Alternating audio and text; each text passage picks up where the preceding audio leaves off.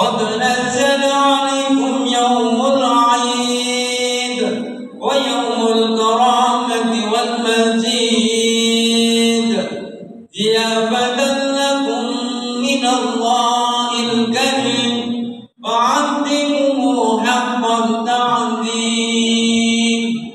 أنصتوا رحمكم الله أنصتوا واسمعوا رحمكم الله أنصتوا واسمعوا وأطيعوا الجامعة رحمكم الله اللهم صل على محمد اللهم صل على سيدنا محمد اللهم صل وسلم على سيدنا ومولانا محمد اللهم قو الإسلام من المسلمين والمسلمات والمؤمنين والمؤمنات ويسرهم على أمور الدين والدنيا والآخرة رب ذم لنا منك بالخير ويا خير الناصرين برحمتك يا أرحم الراحمين.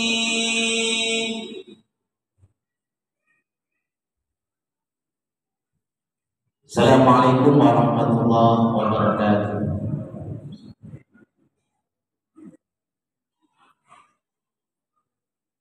Allahu Akbar, Allahu Akbar, Allahu Akbar, Allahu Akbar, Allahu Akbar, Allahu Akbar, Allahu Akbar, Allahu Akbar, Allahu Akbar. Allahu Akbar kabira walhamdulillahi katsira wa subhanallahi bukratan wa asila. La ilaha illallah wallahu akbar. Allahu akbar walillahil hamd. Alhamdulillah. Alhamdulillahil mu'izzi man ata'ahu wattaqa al-mudhilli man khalafa amrahu wa 'asa. المجيب دعوة الداعي دعا والهادي من توجه إليه واستهدى المحقق رجاء من صدق في معاملته ورجاه ومن ترك لأجله أعطاه فوق ما يتمنى ومن توكل عليه كفاه فسبحانه بالإله تفرد بكماله وبقاه أشهد أن لا إله إلا الله وحده لا شريك له ولا معبود بحق سواه وأشهد أن سيدنا محمدا عبده ورسوله اللهم صل وسلم على عبدك ورسولك محمد وعلى آله وأصحابه ومن نصره وآواه أما بعد فيا أيها الناس اتقوا الله تعالى فقد فاز من أطاعه واتقاه وخسر وخاب من كفر به وعصاه. Jamaah salat Idul Adha yang dimuliakan oleh Allah, lalu mimbar yang terhormat ini di hari yang mulia ini, saya mengajak khususnya kepada diri saya dan umumnya kepada seluruh jamaah. Marilah kita bersama-sama meningkatkan keimanan serta ketakwaan kita kepada Allah Subhanahu wa taala. Takwa dalam arti imtisalu awamirillah wa ijtinabu nawahihi, menjalankan semua yang diperintahkan oleh Allah dan menjauhi semua larangan-larangannya. Karena dengan takwalah bekal yang terbaik ketika kita pulang menghadap Allah Subhanahu wa taala. Wa tazawwadu fa inna khairaz zadi taqwa. Dan dengan takwa pula kemuliaan kita raih si Allah Subhanahu wa taala. Inna akramakum 'indallahi atqakum. Jamaah salat Id yang dimuliakan oleh Allah. Hari ini kita berada di bulan Dzulhijjah. Tepatnya tanggal 10 Dzulhijjah, di mana di bulan ini ada dua peristiwa penting bagi seluruh umat Islam di seluruh penjuru dunia. Di mana di hari ini di tanggal 10 ini saudara kita saat sedang menjalankan ibadah puasa, yang mana pada kesempatan ini para jamaah haji berada di Mina untuk melaksanakan jumrah ula wusta Aqabah sampai pada tanggal 11, 12 sampai tanggal 13 Dzulhijjah. Kita doakan mudah-mudahan seluruh jamaah haji Indonesia, utamanya juga jamaah haji Kabupaten Banyuwangi, diberi kesehatan oleh Allah, diberi kelancaran dalam melaksanakan manasik haji sampai tuntas, dan tentunya Kita berharap mudah-mudahan mereka pulang ke tanah air dalam keadaan sehat walafiat dengan selamat dan menyadari haji mabrur dan mabrurah. Amin ya rabbal alamin. Dan yang kedua, di hari yang mulia ini pula peristiwa yang terbesar yang diingat dan dilakukan oleh seluruh umat Islam seluruh dunia tidak lain adalah pada hari ini kita melaksanakan sholat Idul Adha yang disebut dengan Idul Kurban. Ini adalah momen di mana seluruh umat Islam merayakan hari raya Idul Adha. Jamaah yang dimuliakan oleh Allah, ketika kita bicara Idul Adha atau hari raya Idul Adha 1445 Hijriah ini, tentunya seluruh umat Islam akan terpatri kepada seluruh sosok, yaitu keluarga Nabiullah Ibrahim alaihissalam. Kita tahu bahwa Nabi Ibrahim alaihissalam punya putra, punya istri, dan itu adalah keluarga yang soleh dan soleha. Maka kesolehan Nabi Ibrahim alaihissalam ini patut kita suri tauladan kepada jamaah. Minimal pertama, apa yang bisa kita suri tauladan dari keluarga Nabi Ibrahim alaihissalam ini tidak lain adalah bahwa Nabi Ibrahim alaihissalam pertama yang harus kita suri tauladani adalah sosok keluarga yang memiliki keteguhan akidah dan syariat. Ini dijelaskan dalam Al-Quran, maka Ibrahim Yahudiyya wala Nasraniyya walakin kana hanifan muslimah wa ma kana minal musyrikin. Dalam surah Ali Imran ayat 67 Allah menegaskan bahwa Nabi Ibrahim ini bukanlah seorang Yahudi, bukanlah seorang Nasara, walakin kana hanifan muslimah, akan tetapi ia adalah sosok seorang muslim yang teguh, wa ma kana minal musyrikin, dan beliau bukan orang-orang termasuk orang-orang yang musyrik. Maka keteguhan dalam memegang akidah dan syariat inilah para jamaah yang baru kita contoh dari keluarga Nabi Ibrahim alaihissalam dengan para putranya dan juga istrinya. Maka keteguhan ini sehingga Nabi Ibrahim alaihissalam sebagai sosok nabi yang juga sama dengan nabi-nabi yang lain yang maksum artinya terhindar dari segala dosa dan kemusyrikan. Maka Nabi Ibrahim tidak pernah sedikit pun meragukan bahwa ketuhannya hanya kepada Allah Subhanahu wa taala. Nabi Ibrahim tidak mentuhankan kecuali kepada Allah. Kita selama ini mungkin banyak yang mentuhankan jabatan, harta dan sebagainya, tapi Nabi Ibrahim alaihissalam memberikan contoh kepada kita, hanya Allah lah yang patut kita sembah, la ma'budu bihaqqin siwa. Inilah contoh yang pertama yang bisa kita suri tauladani dari keluarga Nabi Ibrahim alaihissalam para jamaah. Yang kedua yang patut kita tauladani adalah di mana Nabi Ibrahim berdakwah itu dengan penuh hikmah. Kita lihat dalam surah Al-An'am ayat 41 sampai 44, di mana ayatnya menceritakan bagaimana Nabi Ibrahim alaihissalam mengajak ayahnya yang notabene ayahnya yang adalah penyembah berhala, diajak untuk masuk Islam oleh Nabi Ibrahim. Bagaimana cara mengajak beliau? Beliau tetap mengajak ayahnya untuk masuk Islam dengan akhlak dan adab yang mulia. Meskipun berbeda keyakinan, tapi kalau itu orang tuanya, maka di dalam berdakwah Nabi Ibrahim ini selalu mengedepankan hikmah dan adab. Inilah yang dicontohkan oleh baginda Rasulullah Sallallahu Alaihi Wasallam. Sehingga di dalam Al-Quran dikatakan, "Fabima rahmatin minallahi linta lahum." Dan dengan rahmatku, kata Allah, kamu diberi kelembutan, diberi akhlak yang mulia kepada kaum kafir Quraisy ketika itu. Walaupun tafaddan ghalibul qalbi lam fattu min haulik.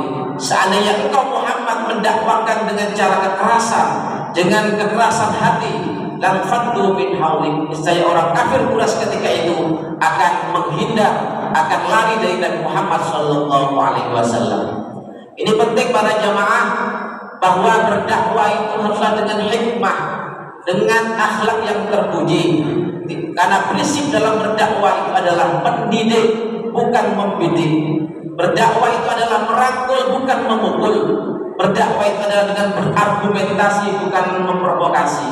Maka kita prihatin kalau ada seorang agamawan penceramah menggunakan term-term yang melakukan kebencian dan menghati orang lain.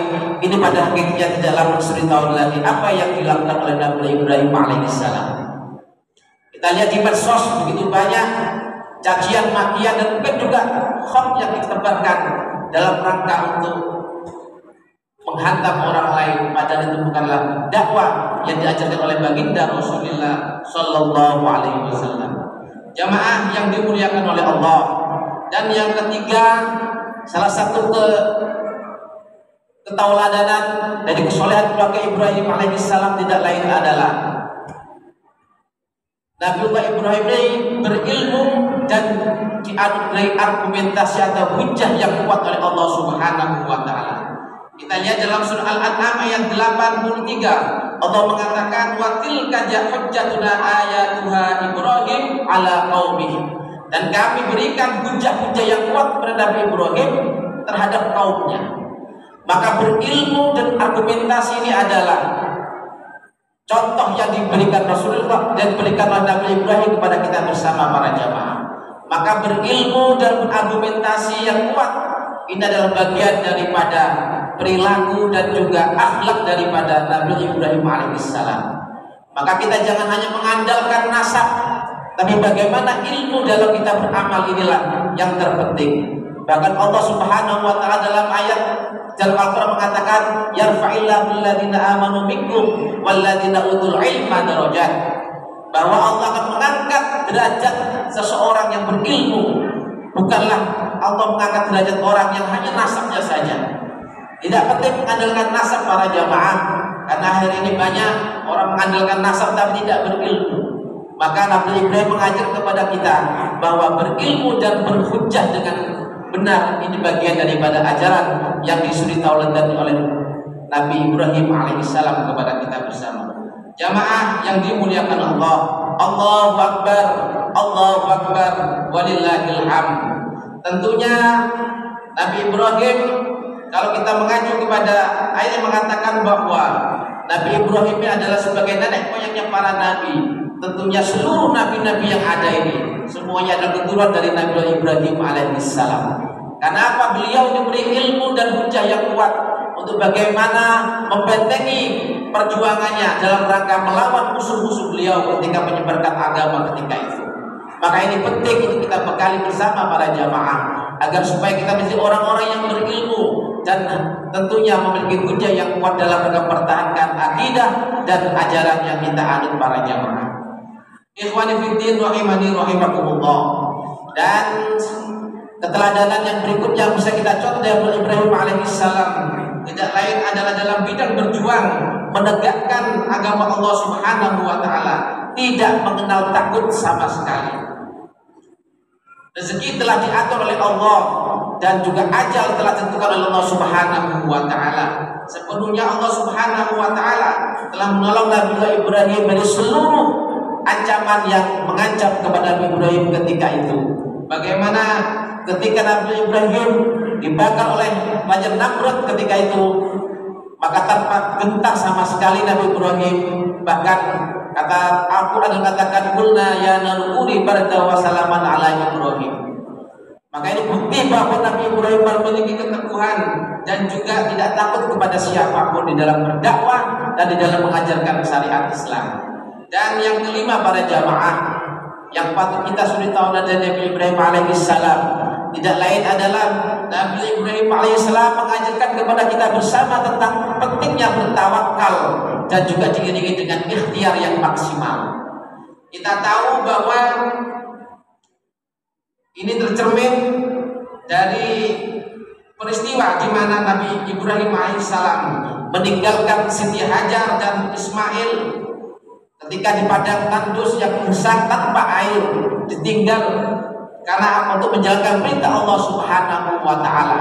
Sehingga ketika itu Nabi Ibrahim alaihissalam meninggalkan Siti Hajar dan Ismail, sehingga Hajar dan Ismail ketika mondar-mandir mencari air sehingga menemukan sumber air namanya Zamzam yang sampai sekarang ini dinikmati oleh seluruh umat Islam seluruh penjuru dunia.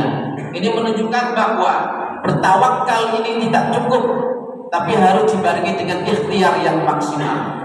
Inilah yang dicontohkan oleh baginda Nabi Ibrahim alaihissalam. Dan yang terakhir para jamaah, salah satu keteladanan yang patut kita contoh dari Nabi Ibrahim alaihissalam tidak lain adalah beliau selalu bersegera ketika menjalankan perintah Allah, seberat apapun dan sebesar apapun resikonya. Setelah penantian panjang, kalau kita melihat dari sejarah, beliau ini tidak memiliki putra bertahun-tahun. Ini penantian yang panjang sehingga ketika diberi putra oleh Allah, maka ketika remaja diuji oleh Allah Subhanahu wa taala untuk menyembelih putranya, yang mana putra ini bertahun-tahun dirindukan oleh Nabi Ibrahim alaihissalam, tapi tanpa reserve dan pikir panjang. Kalau ini perintah Allah, kata Nabi Ibrahim, maka pasti akan saya laksanakan. Sehingga dalam surah As-Saffat Allah menegaskan, qala ya bunayya inni ara fil manam. Qala ya bunayya, wahai anakku, inni ara fil manam. Saya melihat engkau dalam mimpi, anni adbahuka, bahwa saya diperintahkan oleh Allah untuk menyembelih engkau. Fangdur madza tara, bagaimana pendapat kamu? Ini pertanyaan Nabi Ibrahim kepada Nabi Ismail alaihissalam. Seraya Nabi Ibrahim mengatakan, qala ya abatif al ma tumar satajuni insyaallah taala minas sabirin. Kalau memang itu perintah Allah, ya abuya if'al ma tumar, maka laksanakan kalau memang itu perintah Allah Subhanahu wa taala. Meskipun engkau menyembelih aku, satajuni insyaallah minas sabirin, insyaallah kau akan menjumpai aku termasuk orang-orang yang sabar. Maka dialog antara ayah dan anak ini, karena ini perintah Allah yang harus dilaksanakan, maka atas izin Allah, sehingga ketika perintah itu dilaksanakan, Allah menganugerahkan seekor kambing berwarna putih dari surga. Dan ini bentuk daripada keteguhan dari perintah yang dilaksanakan oleh Nabi Ibrahim alaihissalam. Maka ketika itu sebuah perintah, maka tidak ada kata menunda dan lain sebagainya. Maka ini bagian daripada suri tauladan yang patut kita contoh dari apa yang dialami oleh Nabi Ibrahim alaihissalam dan putra beliau Ismail. Jamaah yang dimuliakan Allah, demi mendengar jawaban dari sang putra tercinta Nabi Ibrahim alaihissalam, lantas mencium dan penuh kasih sayang sembari menangis terharu dan mengatakan kepada putranya, nikmal aunu anta ya bunayya ala amrillah, bahwa nikmat yang terbesar engkaulah sebaik-baiknya penolong bagiku atas perintah Allah Subhanahu wa taala. Sehingga syariat inilah yang menjadi tuntunan bagi kita untuk melaksanakan Idul Kurban, yaitu berkorban dengan kita menyembelih kambing dan sapi di tengah-tengah masyarakat. Nah, oleh karena para jamaah, senyampang kita masih diberi kesempatan oleh Allah, maka Rasulullah mengatakan, man lahu sa'atan wa lam yudhi fala yaqrabanna musallana. Man wajada sa'atan, barang siapa yang punya kemampuan, kata Rasulullah, punya rezeki, fala yudhi, maka ia tidak berkorban, fala yaqrabanna musallana, maka jangan engkau mendekati tempat sholatku, kata Rasulullah SAW. Maka senyampang kita masih diberi kesempatan oleh Allah, diberi rezeki, monggo para jamaah kita sempatkan kita berkorban mulai tanggal 10 hari ini sampai di akhir Ayyamul Tasyrik, yaitu tanggal 11, 12 dan 13 di akhir Ayyamul Tasyrik. Karena tidak ada ibadah yang paling mulia dan paling utama di hari Idul Adha, Idul Adha ini para jamaah, kecuali hirauh dam, yaitu mengalirkan darah untuk kita berkorban dengan menyembelih kambing dan sapi. Mudah-mudahan seluruh amal ibadah kita diterima oleh Allah Subhanahu wa taala, dan akhirnya kita berdoa kepada Allah Subhanahu wa taala, semoga Allah menganugerahkan kepada kita bersama kekuatan untuk meneladani kesolehan dari Nabi Ibrahim alaihissalam. Amin ya mujibas sa'idin. Aku qauli hadza wa astaghfirullah li wa lakum fastaghfiru innahu huwal ghafurur rahim.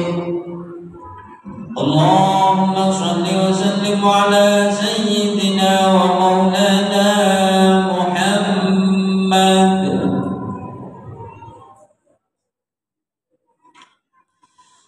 Allahu akbar, Allahu akbar, Allahu akbar, Allahu akbar, Allahu akbar, Allah أكبر ولله الحمد. الحمد لله حمدا كثيرا كما أمر، وأشهد أن لا إله إلا الله وحده لا شريك له على الرغم في من جحد به وكفر، وأشهد أن سيدنا محمدا عبده ورسوله سيد البشر. اللهم صل وسلم على عبدك ورسولك محمد وعلى آله وأصحابه السادة الغرار. أما بعد فيا أيها الناس اتقوا الله واطيعوا فإن طاعته أقرب وأقوى، وتزودوا فإنه خير الزاد التقوى، واعلموا أن الله تعالى أمركم بأمر بدأ فيه بنفسه وثنى بملائكة كرسي، وقال تعالى ولم يزل قائلا عليما إن الله وملائكته يصلون على النبي يا أيها الذين آمنوا صلوا عليه وسلموا تسليما.